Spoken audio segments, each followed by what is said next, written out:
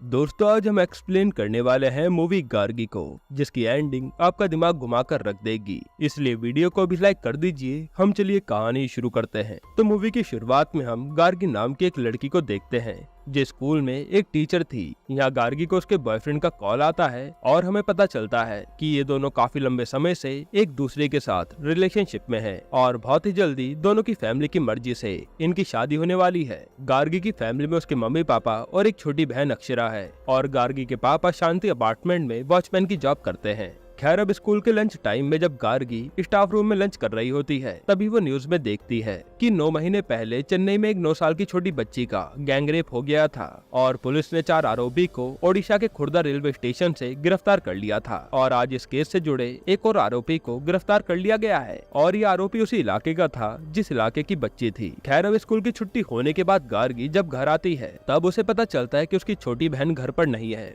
ये देखकर गार्गी अपनी माँ से अपनी बहन के बारे में पूछती है, तो माँ कहती है कि वो खेलने गई होगी गांधी पार्क। तब गार्गी अपनी माँ पर काफी गुस्सा करती है और कहती है कि मैंने मना किया था कि शाम को 5 बजे के बाद उसे बाहर ना भेजो। इसी बीच वहाँ पर गार्गी की छोटी बहन आ जाती है। गार्गी अपनी बहन पर गुस्सा करती है और कहती है कि उसे कितनी बार बोला है कि 5 बजे के बाद घर से बाहर ना जाया करो, इतनी देर से तुम कहाँ थी। तब अक्षरा बताती है कि जब वो गांधी पार्क से खेलकर वापस आ रही थी, तब रास्ते में बहुत सारे पुलिस वालों की भीड़ थी, इसलिए आने में लेट हो गई। अब गांधी पार्क का नाम सुनकर गार्गी परेशान हो जाती है क्योंकि उसे गांधी पार्क के एरिया में उसके पापा वॉचमैन की जॉब करते हैं। तब वो तुरंत अपने पापा को कॉल करती है, लेकिन उसके पापा का फोन स्विच ऑफ आ रहा था। जिसके बाद गार्गी गांधी पार्क जाती है और एक लेडी कांस्टेबल से अपने पापा के बारे में पूछती है, जहाँ उसे पता चलता है कि बिल्डिंग के सभी वर्कर्स को पूछताछ के लिए पुलिस स्टेशन ले जाया गया है। तब गार्गी उस लेडी कांस्टेबल से पूछती है कि उन्हें कौन से पुलिस स्टेशन ले जाया गया है, पर वो लेडी कांस्टेबल उसे कुछ भी नहीं बताती। जिसके बाद गार्गी अपने घर आ जाती है। अब गार्गी की माँ उससे उसके पापा के बारे में पूछती है। इस पर गार्गी अपनी माँ से झूठ कहती है कि आज पापा नाइट शिफ्ट ड्यूटी करेंगे, इसलिए वो कल सुबह आएंगे। अब इसी बीच वहाँ पर गार्गी की दोस्त सैंड्रा आती है। दरअसल सैंड्रा के पापा भी उसी बिल्डिंग में वॉचमैन की जॉब करते हैं। सैंड्रा गार्गी को बताती है कि उसे पुलिस स्टेशन से कॉल आया है। ये सुनकर गार्गी भी उसके साथ थाने चल देती है, लेकिन वहाँ जाने से पहले गार्गी एक मेडिकल शॉप पर आकर अपने पापा के लिए डायबिटिक की दवाई लेती है। जिसके बाद सैंड्रा और गार्गी पुलिस स्टेशन पहुंचते हैं। यहाँ पर सैंड्रा को अपने पापा मिल जाते हैं और सैंड्रा अपने पापा को लेकर चली जाती है, लेकिन गार्गी के पापा वहाँ नहीं होते। इसलिए गार्गी इंस्पेक्टर बेनिक्स से अपने पापा के बारे में पूछती है, जहाँ इंस्पेक्टर बेनिक्स गार्गी को बताते हैं कि उसके पापा को गैंग रेप के लिए अरेस्ट कर लिया गया है और ये वही केस होता है जो चेन्नई में 9 साल की बच्ची के साथ गैंग रेप किया गया था और 5वां आरोपी और कोई नहीं बल्कि गार्गी के पापा होते हैं। ये सुनकर तो गार्गी के होश उड़ जाते हैं और वो इंस्पेक्टर से कहती है कि उसके पापा ऐसा कुछ भी नहीं कर सकते। साथ ही गार्गी अपने पापा से मिलने की जिद करती है। इस पर इंस्पेक्टर गार्गी से कहता है कि तुम उनसे नहीं मिल पाओगी क्योंकि उन्हें तो किसी दूसरे पुलिस स्टेशन में पूछताछ के लिए लेकर गए हैं। ये सुनकर गार्गी बहुत रोती है और बाहर आकर भानु प्रकाश नाम के एक लॉयर को कॉल करती है। दरअसल गार्गी के पापा भानु प्रकाश के फैमिली फ्रेंड थे। अब गार्गी भानु प्रकाश को सारी बात बता देती है। तब भानु गार्गी से कहता है कि वो टेंशन ना ले, वो सब कुछ संभाल लेंगे। अब अगली सुबह गार्गी न्यूज़पेपर में देखती है कि उसके पापा की फोटो के साथ वही खबर सारे न्यूज़पेपर में छप चुकी है कि उसके पापा एक गैंग रेप में मिले हुए थे और वो एक रेपिस्ट हैं। ये देखकर गार्गी वो न्यूज़पेपर छुपा देती है और फिर गार्गी भानु को कॉल करती है। तो भानु गार्गी को 11 बजे कोर्ट आने के लिए कहता है और साथ ही उसे मीडिया के नजरों से दूर रहने के लिए कहता है। जिसके बाद गार्गी रेडी होकर कोर्ट जाने से पहले अपनी माँ और बहन को बाहर निकलने से मना करती है कि जब तक वो घर ना आ जाए तब तक तुम घर के अंदर ही रहना। इसके बाद गार्गी कोर्ट के लिए बाहर निकलती है। तब वहाँ पर बहुत सारी मीडिया वाले मौजूद थे, लेकिन गार्गी उन मीडिया को इग्नोर करके वहाँ से चली जाती है। अब कोर्ट पहुँचने के बाद बहुत सारे लोग गार्गी के पापा को कड़ी से कड़ी सजा देने की मांग कर रहे थे और यहाँ पर गार्गी इंद्रांश नाम के एक आदमी से मिलती है। ये वही आदमी होता है जिससे पिछली रात गार्गी ने अपने पापा के लिए मेडिकल शॉप से मेडिसिन ली थी। इंद्रांश गार्गी को बताता है कि वो भानु प्रकाश के लिए काम करता है और उन्होंने उसे उसके पास भेजा है। साथ ही हमें यहाँ पर यह भी पता चलता है कि इंद्रांश एक लॉयर है और वो पार्ट टाइम के लिए उसी मेडिकल शॉप में काम करता है। अब इसी बीच गार्गी अपने पापा को देखती है। अब इसी बीच जब गार्गी के पापा को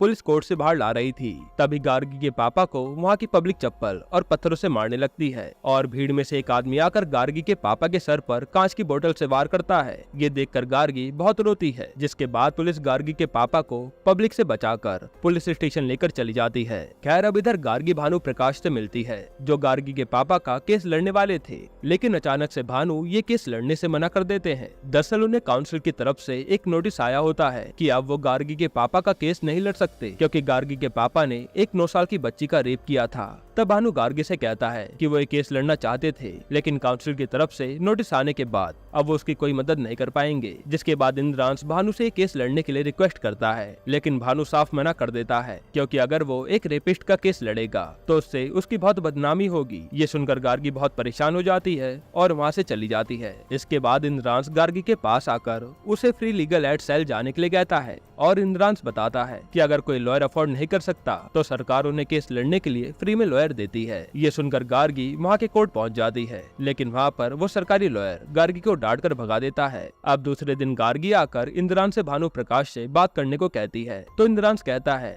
कि वो तो एक जूनियर लॉयर है और वो उसकी नहीं सुनेंगे। तब गार्गी उससे पूछती है कि अब उसका केस कौन लड़ेगा, जिस पर इंद्रांश कहता है कि जो लॉयर एसोसिएशन रूल्स को नहीं मानता हो वही इस केस को लड़ सकता है। ये सुनकर गार्गी वहाँ से चली जाती है। अब इसी बीच रास्ते में गार्गी को उसका मंगेतर मिलता है जो उसे यहाँ से अपने साथ बेंगलोर जाने के लिए कहता है, जहाँ जाकर ये शादी कर लेंगे क्योंकि अब वो भी पूरी सच्चाई जान चुका था। गार्गी उससे कहती है कि इन सब में वो अपने पापा को ऐसे ही छोड़कर शादी नहीं कर सकती और जब तक उसके पापा जेल से बाहर नहीं आ जाते तब तक वो शादी में ही नहीं करेगी। ये बोलकर गार्गी वहाँ से अपने घर चली जाती है। खैर अब रात में गार्गी के घर इंद्रांश आता है और कहता है कि अगर वो चाहे तो वो उसके पापा का केस लड़ सकता है। ये सुनकर गार्गी तुरंत मान जाती है। खैर अब अगले दिन गार्गी जब स्कूल जाती है तो स्कूल वाले गार्गी को उसके पापा के केस की वजह से स्कूल से निकाल देते हैं। इधर इंद्रांश गार्गी के पापा का केस लड़ने के लिए इस केस की अच्छे से जांच करता है और क्लू भी इकट्ठा करता है। खैर जब ये बात भानु प्रकाश को पता चलती है कि इंद्रांश गार्गी के पापा का केस लड़ रहा है, तब भानु उसे केस लड़ने से मना करता है और कहता है कि अगर उसने एक केस लड़ा और अगर वो एक केस हार गया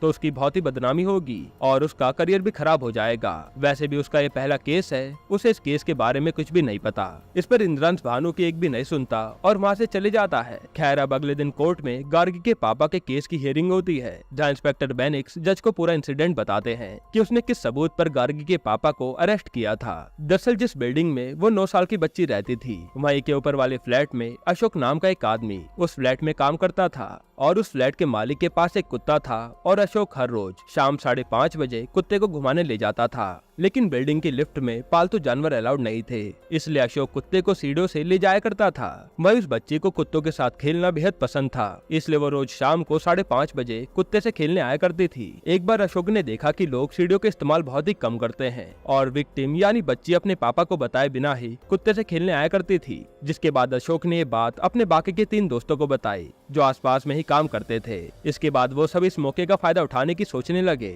और ये लोग उस बच्ची का रेप करने का प्लान बनाते हैं। फिर अगली शाम 5:30 बजे विक्टिम कुत्ते के साथ खेलने आई तो प्लान के मुताबिक उन लोगों ने उसे बेहोश करके बारी बारी से उसका रेप किया और जब अचानक किसी के चलने की आवाज आई तो वो वहाँ से भाग गए। आगे इंस्पेक्टर बताता है कि अगले दिन विक्टिम के फादर की कंप्लेन के बाद उसे गवर्नमेंट हॉस्पिटल ले जाया गया और यहाँ उसके टेस्ट करवाए। फिर जब उन आरोपी को पता चला कि ये बात पुलिस तक पहुँच चुकी है तो अशोक और उसके तीनों दोस्त वहाँ से भाग गए। जिसके बाद उन्हें ढूंढने के लिए एक टीम बनाई गई जहाँ पता चला कि वो लोग तो ओडिशा में छुपे हुए हैं। फिर इंस्पेक्टर ने ओडिशा पुलिस की मदद से उन्हें खुर्दा रेलवे स्टेशन से अरेस्ट कर लिया और उन्हें चेन्नई ले आए। यहाँ इंस्पेक्टर ने विक्टिम के स्वैब टेस्ट और डीएनए सैंपल को मैच किया तो रिजल्ट पॉजिटिव आए। इसके बाद इंस्पेक्टर ने बच्ची से आइडेंटिटी परेड करवाया जहाँ बच्ची ने उन 4 आरोपियों को पहचान लिया था। लेकिन उस परेड के बाद विक्टिम ने अपने पापा के कान में कुछ कहा, तब जाके हमें पता चला कि इस केस में एक और अपराधी शामिल है। जिसके बाद उसने फिर से इस केस को रीइन्वेस्टिगेट किया जहां उसे पता चला कि गार्गी के पापा ब्रह्मानंद ने विक्टिम को उस दिन घर पहुंचाया था। इंस्पेक्टर बताता है कि जब ब्रह्मानंद विक्टिम को लेकर उसके घर पहुंचा था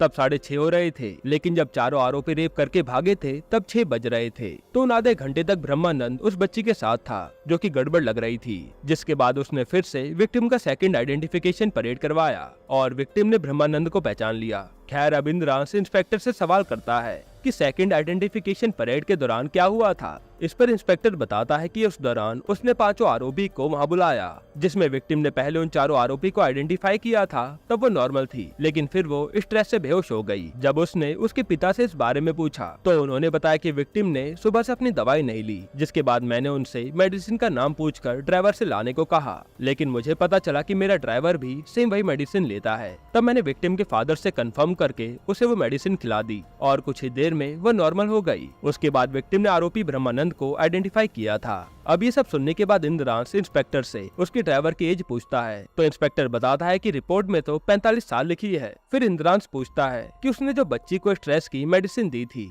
उसका डोज क्या था। इंस्पेक्टर कहता है कि उसे इस बारे में कुछ भी नहीं पता। तब इंद्रांश जज को कहता है कि बच्ची को बार्बिट्रेट दिया गया था, जो कि मेंटल स्ट्रेस की परेशानियों के लिए होता है। जो मेडिसिन एक 45 साल का इंसान ले रहा है वही सेम मेडिसिन एक 9 साल की बच्ची नहीं ले सकती। ये उसके लिए बहुत ही खतरनाक हो सकता है। अगर डोज थोड़ी सी भी ज्यादा होती तो उसकी जान जा सकती थी। जिसके बाद कोर्ट में एक मेडिसिन एक्सपर्ट को बुलाया जाता है, जहाँ पर वो मेडिसिन के बारे में यही सब बताता है। अब जज उससे पूछती है कि अगर किसी इमरजेंसी में इसका एडल्ट डोज एक बच्ची को दे दिया जाए तो क्या होगा। इस पर मेडिकल एक्सपर्ट बताता है कि किसी भी सिचुएशन में एडल्ट डोज नहीं दिया जाता। अगर दे दिया जाए तो उसके लिए तो ओवरडोज हो जाएगा और इसके कारण पेशेंट का कंसंट्रेशन लेवल लूज हो सकता है। उसके दिमाग में कंफ्यूजन रहेगा और डिसीजन लेने में उसे कई तरह की दिक्कत आ सकती है। अब ये सुनने के बाद जज विक्टिम की सेकंड आइडेंटिफिकेशन परेड को, जिसमें विक्टिम ने ब्रह्मानंद को आइडेंटिफाई किया था, वो खारिज कर देती है और जज इंस्पेक्टर को 7 दिन का टाइम देती है फिर से विक्टिम की आइडेंटिफिकेशन परेड करवाने के लिए। साथ ही जज कहती कि ये परेड उनके सामने होगी। खैर, अब इसके बाद गार्गी और इंद्रांश ब्रह्मानंद से मिलने जेल जाते हैं, जहाँ गार्गी अपने पापा की ऐसी हालत देखकर रोने लगती है। इंद्रांश ब्रह्मानंद से उस दिन के इंसिडेंट के बारे में पूछता है, जहाँ ब्रह्मानंद बताता है